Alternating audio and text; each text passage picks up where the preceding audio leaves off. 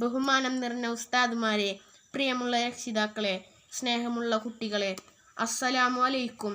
നബി സല്ലല്ലാഹു അലൈഹി വസല്ലമയെ പുകഴ്ത്തുന്ന ഈ സുന്ദരവേദിയിൽ ഞാൻ ഒരു കൊച്ചു പ്രസംഗം നടത്താം.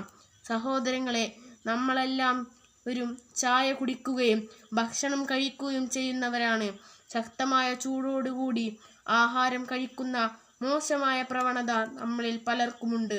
വിവാഹ പന്തലുകളിൽ തിരക്ക് വർദ്ധിക്കുമ്പോൾ ചൂടോട് ചെമ്പിൽ നിന്ന് കോരിയ ഭക്ഷണം അതേ നിലയിൽ വിളമ്പി കൊടുക്കുന്ന രീതിയും നമ്മുടെ നാട്ടിൽ സാധാരണമാണ്.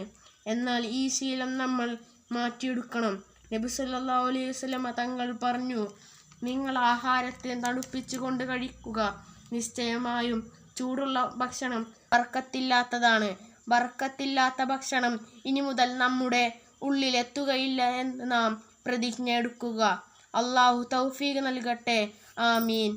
ഇത്രയും പറഞ്ഞുകൊണ്ട് ഞാൻ എൻ്റെ കൊച്ചു പ്രസംഗം നിർത്തുന്നു. അസ്സലാമു അലൈക്കും വറഹ്മത്തുള്ളാഹി വബറകാതുഹു.